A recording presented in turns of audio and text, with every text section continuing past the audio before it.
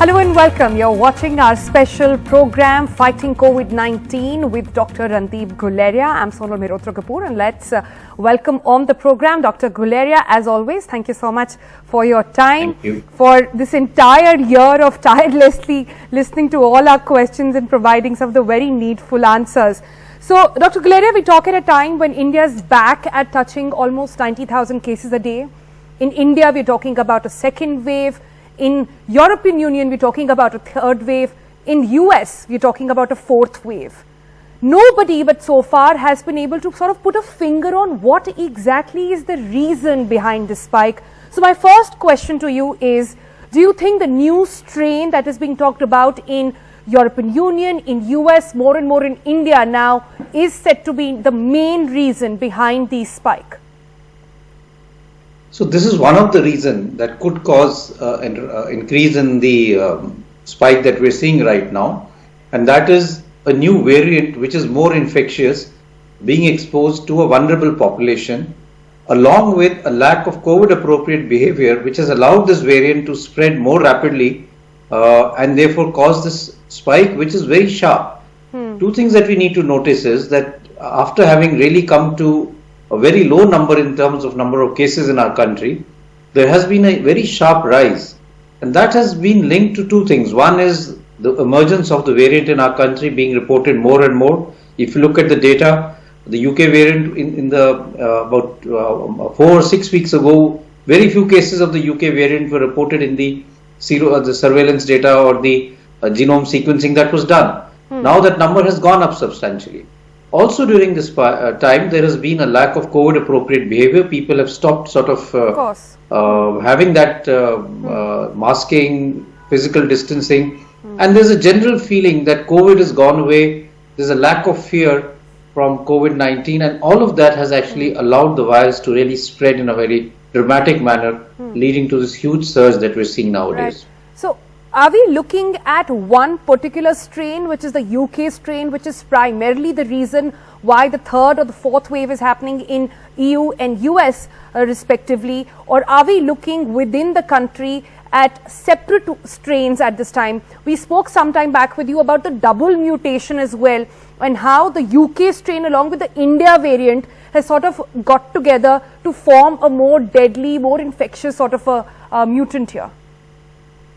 So there will be variants which will emerge, and there could be variants of interest, that is they are there in have been picked up, but they may not be variants of concern in terms of the fact that they don't cause increasing number of cases, they are not related to higher mortality, and they are not related to immune escape mechanism which could lead to reinfection or a decreased efficacy of the vaccine. Currently what happens is that you have a circulating strain which is the old variant, and then you get a new variant which starts coming in, and it starts taking over from the older variant and becomes a dominant variant. And then that emerges over a period of time, and this is what happened in UK also. They had the old variant, and in September they had very few cases of the UK variant. But by December, in southern England, it had become the dominant strain. Absolutely. So you will have other strains, but one will tend to dominate depending upon how quickly it spreads and how it affects a large number of people. Right. So currently it seems that one strain will become more dominant in certain parts of the country, but it's likely that you may have other variants in different parts. That is why as we go along, we need to have very good genome sequencing data and link that with epidemiological data as to what is any new variant which emerges, what is its effect as far as clinical or epidemiological profile is concerned. Right. In fact, that was going to be my next question really. Isn't it becoming more and more key now to identify these variants and identify them before time, before the spread actually takes place? India at the moment sequences only about 0.1% of its positive cases in the country. Shouldn't this number be actually much, much more? Yes, I do agree that we should start now doing more and more gene sequencing. We must understand that this is a challenging thing to do. We need more high-end labs. We need to have enough capacity to do it. But as we go along and as we start talking of more variants emerging, as we start talking of immune escape and wanting to look at the efficacy of the vaccines, we will need to develop more labs and have more data in and like I said, also link it with the epidemiological data. There's no point picking up a new variant but not being able to really understand what is the effect of this variant as far as cases are concerned, as far as mortality is concerned, or as far as the effect of the vaccine, what effect the variant has as far as the vaccine is concerned. Unless we're able to link that, it will really be of no consequence. So we may pick up a variant, right, but unless we're able to understand what this variant does in clinical terms, it may not be important. So that also has to be knitted in. You don't have to have only the lab, you also have to have that correlation. In vitro testing has to be extremely crucial at this point. In vitro testing, for the benefit of our viewers, is something that tells us a bit more about the virus. Is it spreading more? Is it infecting more people? Is it causing a more deadlier form of the virus? That is key. That is what you're saying right now. Correct. So we need to have more labs which can do that. We need to really do this in a very aggressive manner, and especially in areas where we're seeing a huge spike in the number of cases, where there is a suspicion and a high sort of chance that you may have a new variant emerging. We need to take number of samples from that area and be able to analyze them critically, both in terms of the effect they have and also the cause that they are can be linked to the increasing number of cases. Right.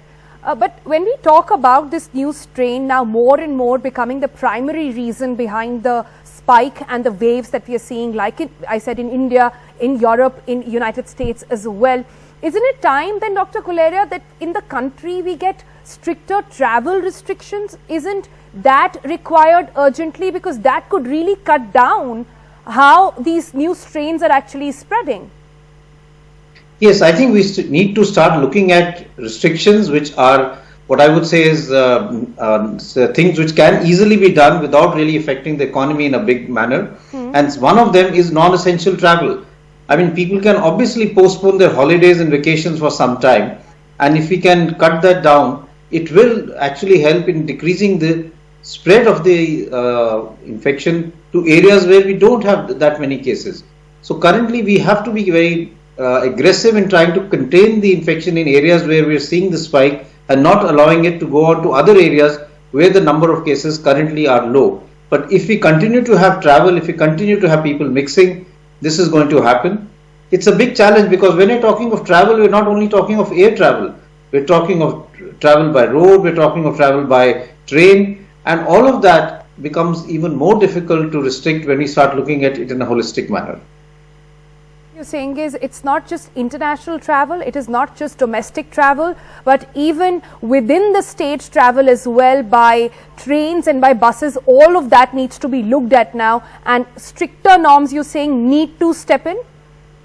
Yes, exactly, because you see, let me put it in a different manner. What do we have right now? We are seeing a situation which is like what we were talking many months ago, that there is now community transmission. What that means is, do we want to have a situation where we say we just allow the disease to spread and we then start managing as cases as they come? I don't think that is the right strategy, because if we start doing that we don't control the number of cases, the healthcare system will get burdened in a huge manner, and we will have a huge issue as far as cases are concerned. What we need to do is try and decrease the number of cases so that the strain on the healthcare system is not that much. Everyone who is sick does get a bed. We don't run out of oxygen beds. To do that, we have to aggressively work on decreasing the number of cases. So having containment zones, having mini lockdown areas, doing a lot of testing, tracking, isolation, developing strategies so that crowds don't develop, and we don't allow the virus to move from one area to the other, are things that we need to do. Otherwise, we will have a huge increase in the number of cases, and that will really cause a strain in the healthcare services and the hospital beds. Right. You talked about lockdown, which brings me to my next question. You're saying travel restriction, clearly the need of the hour. But what we are seeing from government is not much work on that, but we are seeing sort of these partial lockdowns being put into place. Pune is one example. They've gone into a week-long partial lockdown where pubs are closed, community centers, etc. are closed, and there's a lockdown from 6 p.m. till about 6 a.m. Do you think these measures work and should be replicated in other parts of Maharashtra as well? So they will work to some extent, because if we're able to have some degree of control in terms of formation of crowds in terms of trying to decrease the spread. They may have some effect, but I think we also need to do a lot of aggressive testing and surveillance. And in areas where we find that there is a cluster developing, let's say you're talking of Pune, you have a locality or an area where you find there is a huge number of cases there coming from that area. That area should have actually a lockdown which should be 24/7. So we don't allow people from there to go out anywhere, and we test everyone in that area. We track all the cases, we isolate them, we quarantine the close contact, and we work aggressively that the cases come down from there, and asymptomatic individuals who are positive don't carry the virus from that area to another area. And otherwise we will continue to have infections in different areas, and we will be chasing the virus rather than trying to contain it. That's true. Also, the second sort of trend this time around that we've seen is that smaller towns and cities are reporting a spike as well compared to just the urban centers which were earlier said to be hotspots. What is the best way to control numbers there, which are obviously not best in terms of medical infrastructure as well? Correct. So, in the first phase of, or when we had the initial spikes, we saw a huge number of cases in metropolitan cities. And that was basically because of a lot of crowding there and the rapid spread of the virus in these areas because of the population density. But the serosurveillance data also told us that we have a large susceptible population. The large serosurveillance data showed us that only 21% of the population had antibodies.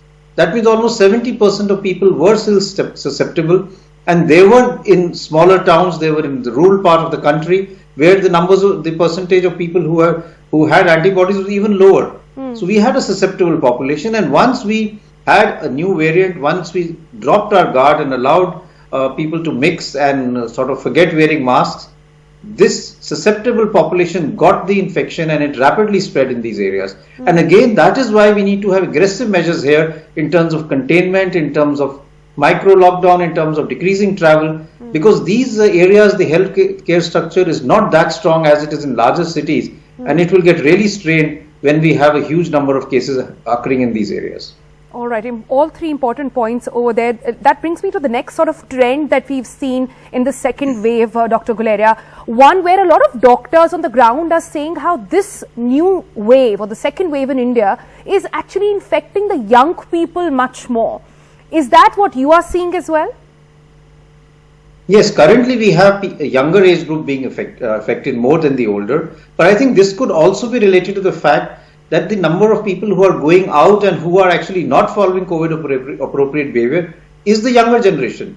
If you look at pubs, if you look at restaurants, if you look at marketplace, it's the younger people who feel that this is a mild illness among the younger age group. They need not worry about it. And therefore, they are the ones who are really not having COVID appropriate behavior. They are the ones who are traveling a lot. And that is why currently we are seeing the cases much more in that population. My only concern is that once we have a large number of people, of individuals who are infected in the younger age group, they will carry the infection to their own houses. And they have parents, elderly people living there. They will get the infection. This will lead to higher mortality. This will lead to more admissions. Also, I would just like to put another sort of warning that the young should understand that COVID is not just a simple common cold. It has what we call long COVID. And I've seen many young people who even after having COVID, even 6 months later, continue to have fatigue, body aches, they're not able to concentrate, they have what we call brain fog, and they are not able to go back to their work. So I would say don't take COVID-19 lightly.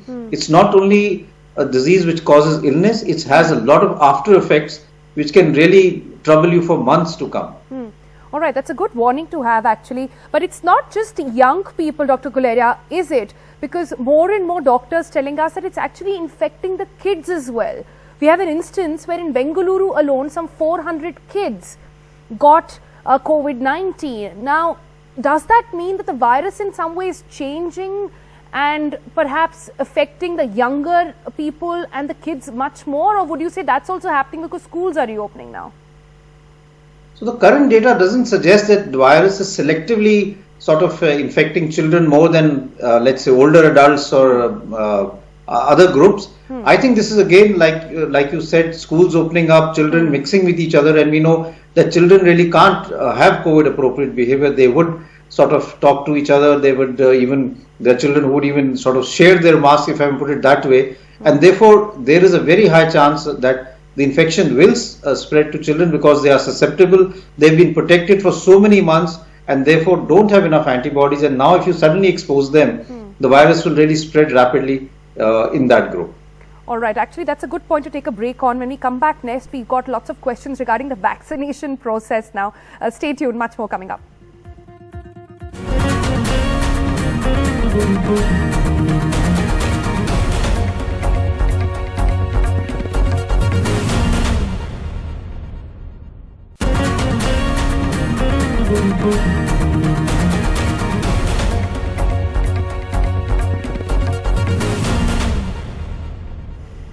Welcome back. Now we've been talking about the various trends in the second wave with Dr. Guleria. Let's focus on vaccines now, and a lot of questions from the viewers, Doc, actually come on that. And one repeated question that we've got is vaccine for all. Isn't that the need of the hour?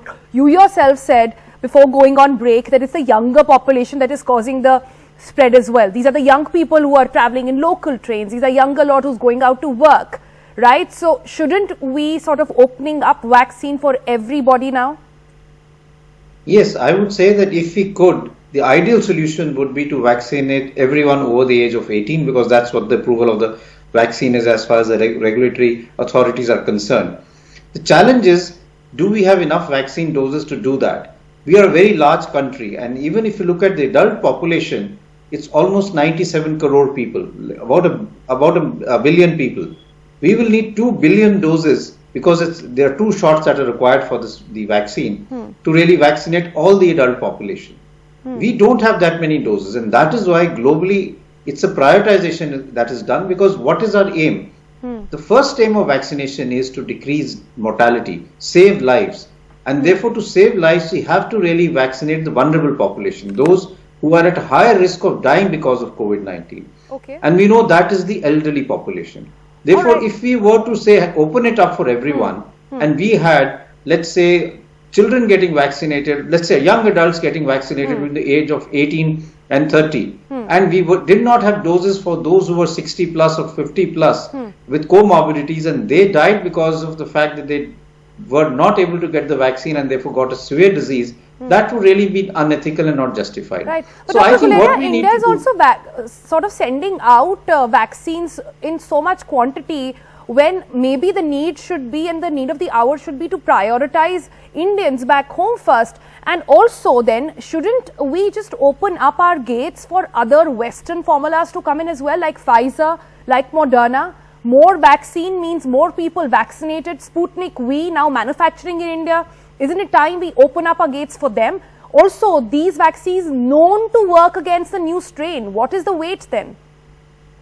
Yes, exactly. I think the more vaccines that we have, the more manufacturers that we can get in, the more doses we'll have. And it's not only asking new vaccines to come, it's also asking the manufacturers of the vaccine that are being made in India to try and optimize and maximize their production so that as we go along, we have more and more vaccines being produced every month to supply our population. As far as going out is concerned, most of it is as part of what we call the COVAX or the agreement that these manufacturers have with international bodies because the Covishield vaccine is actually an AstraZeneca vaccine. Right. So there is an agreement that some doses have to be sent outside and cannot all be kept in India.